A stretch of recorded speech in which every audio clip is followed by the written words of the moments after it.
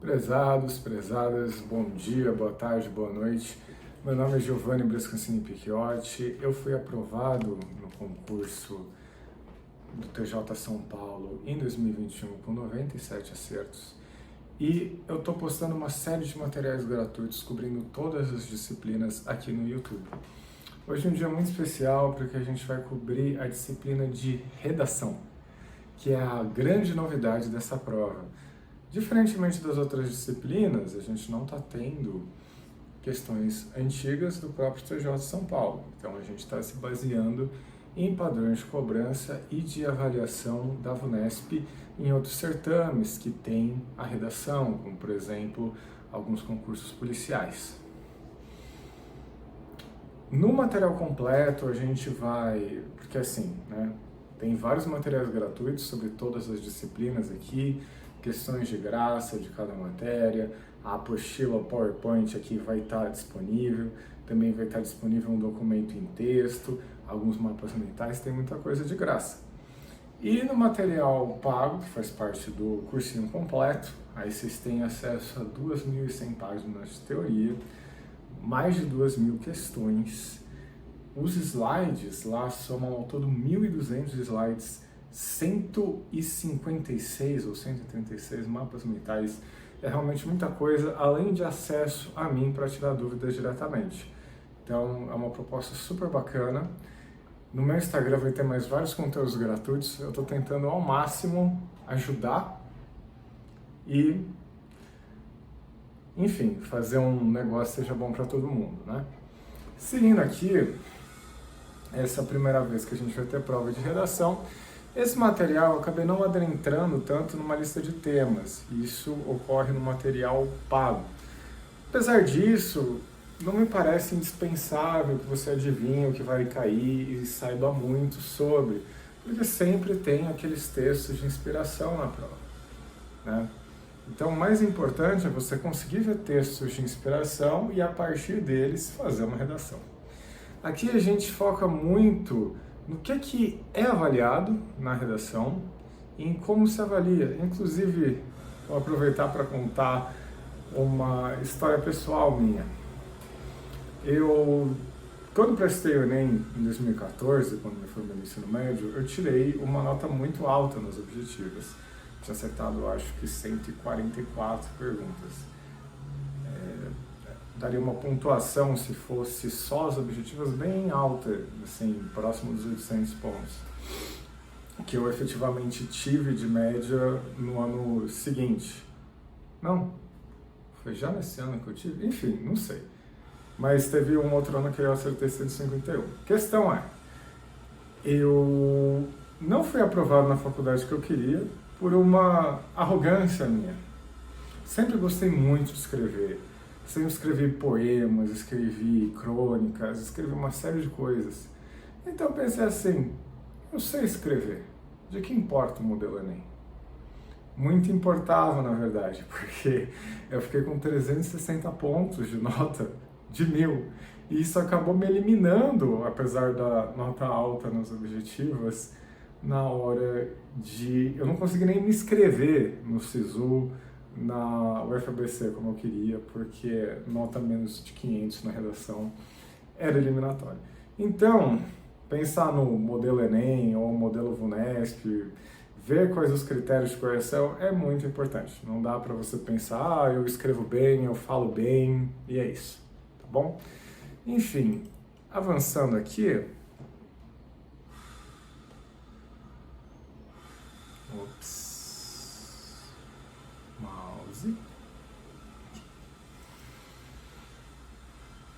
A gente vai entregar o que vocês estão vendo aqui nesse slide, nessa aula. É importante vocês entenderem que essa é uma aula expositiva, mas o material, tanto o gratuito como principalmente o pago, ele tem um caráter mais de oficina, de você ir aos poucos desenvolvendo a sua aptidão de escrever uma redação. Você não começa só escrevendo a redação inteira, a gente foca muito em cada parte, né? Como fazer uma introdução bem, desenvolvimento 1, desenvolvimento 2, conclusão. Mas a gente já chega aí, tá certo? Agora vamos falar do que a VUNESP avalia, que são as regras do jogo. A gente tem 4 pilares. Um deles é o tema, se tem aderência integral ao conteúdo. Por que eu tirei 360 no Enem 2014? Porque eu tangenciei ao tema. Porque muitas vezes, essa é uma tendência, eu acho, de quem tem uma grande capacidade de desenrolar, a pergunta ela é específica. O tema da redação é bem específico. Mas você se vê limitado para falar daquela coisa muito específica. E aí, como você consegue estabelecer muitas relações, você fala de uma forma mais abrangente. Mas o tema da redação é específico. No caso do Enem, eu acho que era publicidade infantil, era uma coisa muito específica. E daí eu comecei a digredir sobre publicidade mais lato sensu, sabe? E eu fui muito penalizado por isso. Não sejam, se atenham ao tema. E o abordem com um bom recorte. Eu já vou chegar no que é isso. A estrutura e a coerência também, né? Você tem uma tese clara, tem uma progressão lógica entre ideias. O desenvolvimento 2 não ser mero repeteco do desenvolvimento 1. Você tem também a questão da língua, né? Então você conseguir não cometer erros de grafia, principalmente muito grotescos, um ou outro erro muito trivialzinho, não imagino que vai te impactar, mas erros muito grandes, eles chamam a atenção, eles não vão passar desapercebidos e vão te custar nota. E, por fim, questão de você encadear suas ideias. Um bom uso de conectivos, ligando um parágrafo e outro. E, além disso, também, sem pronomes flutuantes. O que isso quer dizer? Nós usamos muito isso, esse, aquele, só que num texto contínuo, várias vezes é difícil entender ao que você está se referindo. Então, ou você vê alguma forma de fazer uma referência específica, então se você falou de 2 coisas, você traz o último, o primeiro, que daí dá para diferenciar qual é qual, ou se você está carente de recursos para fazer isso bem feito, você simplesmente cita nominalmente ou traz algum sinônimo para não falar isso. Você transcreve qual que é a coisa que você está se referindo, né? Então, o fato de que a prova é muito difícil assusta as pessoas. Isso significa isso o quê? Entendeu? Esse assustar de pessoas, a dificuldade da prova, sabe? Aí você é específico na tua referência, isso ajuda também nesse entender que seria a coesão, tá certo? Critério A gente já elaborou a ideia aqui, sou ótimo para sumir com o mouse, hein? E uma coisa importante para aderência ao tema é você ver se você apagar a sua proposta de intervenção lá no final, dá para entender do que seu texto está falando? Porque isso que normalmente acontece quando a gente tangencia o tema. A gente fala de um monte de outras coisas e no final a gente força uma amarração na conclusão. Você fez isso, está errado, tu vai ser prejudicado, possivelmente muito. Então, ao invés, você tem que fazer uma redação que sempre está adstrita àquele tema. A estrutura, que a gente já vai elaborar melhor, ortografia, coesão. Eu já falei disso em todos os outros vídeos, né? Mas para quem está vendo a primeira vez, eu não fico necessariamente explicando slide por slide, porque várias vezes vai ser redundante. Então, às vezes, eu só vou pular, se for algo que está auto-explicado no próprio slide ou algo que eu já mencionei.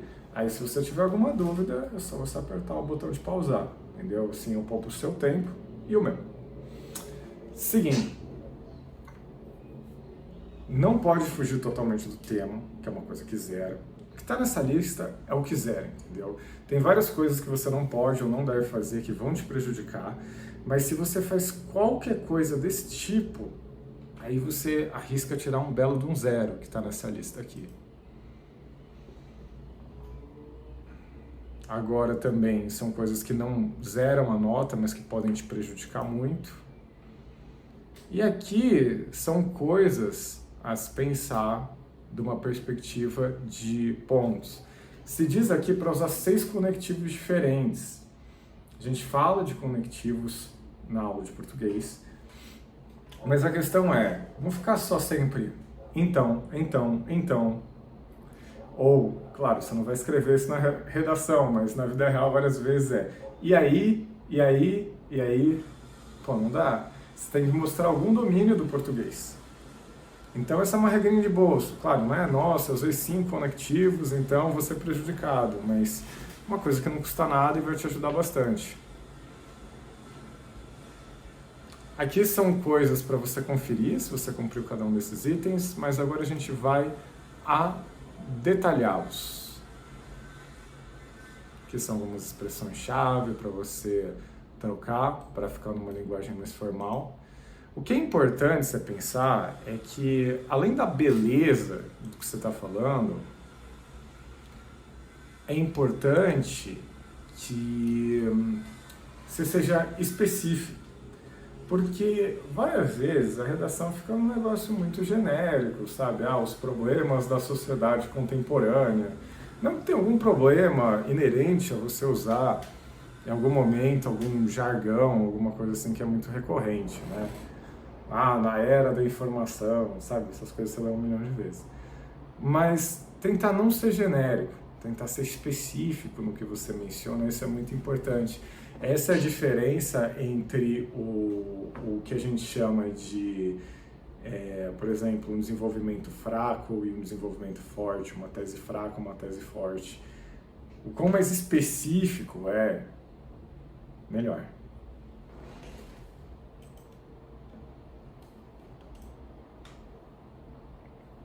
Aqui a gente começa a questão da arquitetura do texto e a gente vai falar de cada uma das partes, né?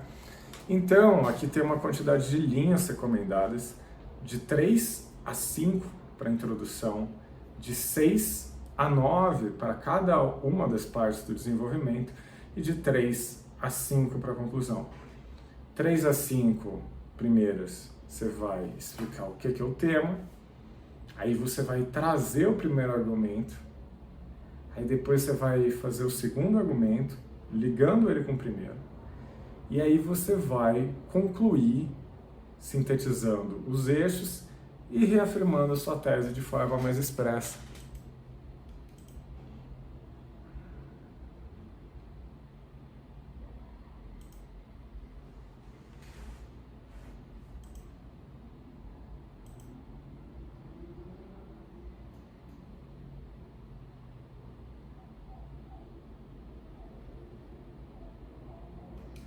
Aqui a gente está falando sobre como você desenvolver cada um dos seus desenvolvimentos.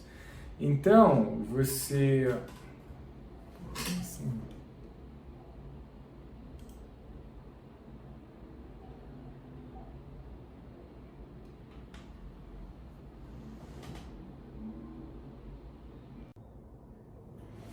Seguindo, a gente vai abordar cada uma das partes do texto. Então, primeiro a gente tem a introdução, que a ideia é fazer entre 4 linhas. É evidente que às vezes é necessário uma adaptação do seu tamanho de letra para fazer isso acontecer. E, enfim, a estrutura dela é bem simples. Você dá o contexto, você delimita o contexto, você faz uma tese com verbo forte, ou seja, nada muito genérico, e aí você traz os 2 eixos, que eventualmente eles vão ser trazidos novamente no seu desenvolvimento. O que é que você evita? Você evita um histórico muito longo, que aí a introdução vai roubar metade do seu texto, moralização, porque aí você entra numa seara de subjetividade, deixa o texto carregado para quem vai ler, pergunta retórica, citação e primeira e segunda pessoas, né? Então falar eu ou você. A gente tenta falar sempre na terceira pessoa, ou de forma indeterminada, né?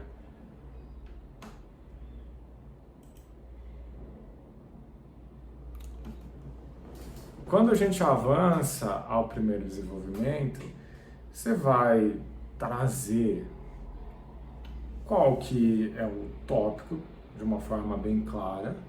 Você vai exemplificar, vai usar um verbo de relação e vai reconduzir ao texto. Então, basicamente, você traz qual que é o argumento, você elabora, você exemplifica, você desenvolve ele, e o material todo ele vai trazer muito de quais verbos você pode usar, etc.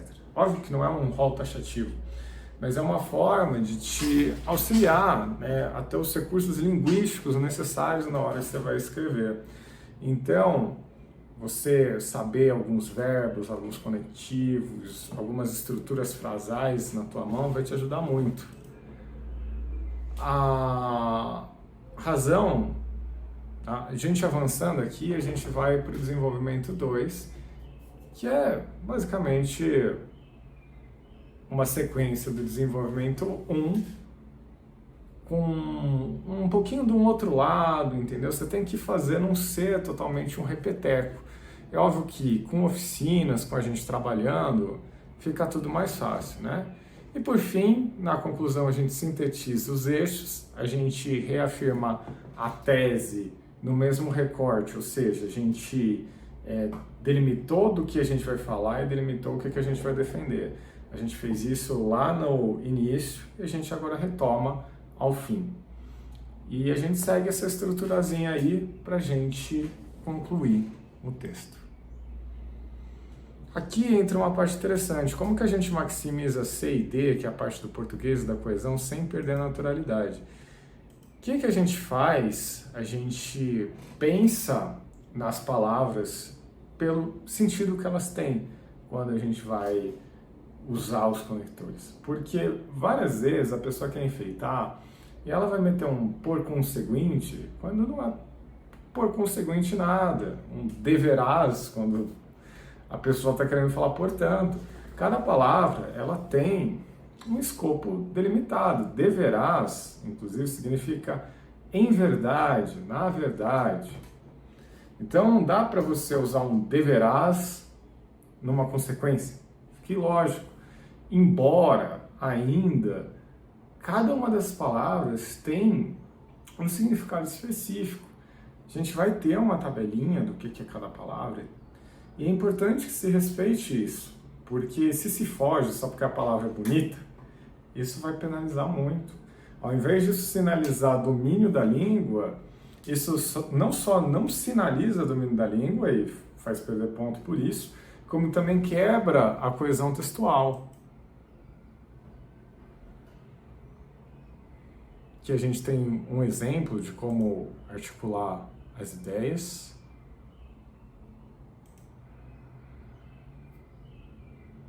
Aqui são alguns modelinhos, lembra que eu falei? Então, por exemplo, quando a gente vai ter causa e consequência, a gente pode falar, porque tal coisa faz tal coisa, desse modo se eleva a tal outra coisa. Então, você dá a causa, você dá o evento.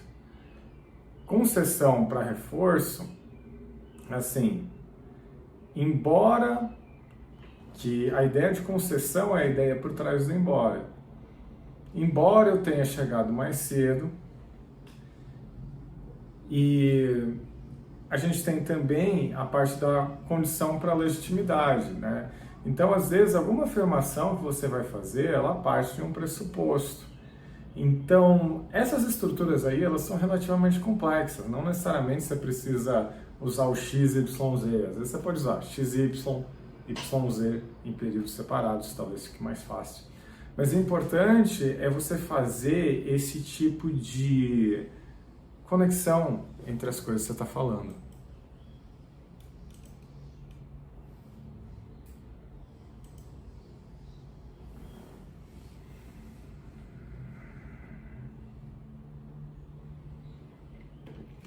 Isso da âncora por parágrafo vale a pena a gente aprofundar, que assim, âncora, não sei se algum de vocês é muito ansioso, né? Para pessoas que são muito ansiosas, às vezes se fala em ancoragem, no sentido de, às vezes, algum objeto que te ancora na realidade, ou alguma coisa que você para e pensa, tipo, meus pés tocando o chão, minha respiração, Isso é porque uma pessoa que é muito ansiosa, ela vai tender a ruminar demais e aí ela vai ficar sempre no mundo do sofrimento mental, enquanto viver na realidade é um pouquinho mais útil, né? E o que a ancoragem faz é te trazer de volta para a realidade. Agora, fazendo um paralelo com esse texto, na redação é importante que você sempre se ancore no tema para evitar que você comece a ruminar, metaforicamente falando, totalmente fora do assunto.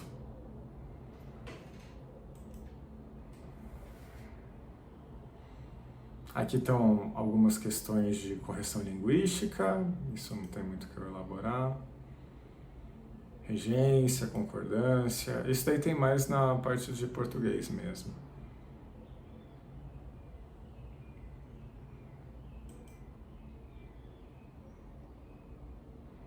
De novo. Aqui, ó, a gente tem algumas formas de articular um argumento, 3 delas eu já tinha falado, né? Além da causa, efeito, problema, consequência e condição, efeito, a gente tem também o custo e o benefício. Então, se você quer explorar alguma questão mostrando uma complexidade, então, a atualização do sistema do Tribunal de Justiça, com quanto o leve a economizar tantos reais, não se prestaria a tal coisa. Então, você traz essa complexidade para você desenvolver. Precedente e analogia também é interessante. Aqui, por exemplo, eu fiz uma analogia da ancoragem no texto com a ancoragem que é usada por quem está ansioso para se manter na realidade. Esse tipo de paralelo é uma maravilha, só não viaja demais, tá certo? E proporcionalidade, né? É um conceito do direito, aqui não chega a ser cobrado, né? Mas é uma ideia boa da gente trazer quando a gente está defendendo uma determinada intervenção. Aqui está explicando formas de você relacionar o desenvolvimento 1 e o desenvolvimento 2. Alguns exemplos de verbos de relação. Umas coisas que você pode fazer é citar, por exemplo, uma norma, algum dado, ou algum caso concreto, uma experiência documentada. Tudo isso ajuda a agregar valor à sua redação.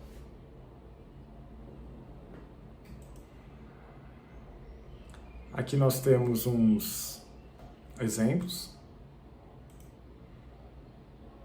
Aqui são coisas para você conferir na hora que você está fazendo, tanto nos seus treinos como também no dia da prova, levar isso como uma reguinha mental para você se previamente avaliar antes que te avaliem.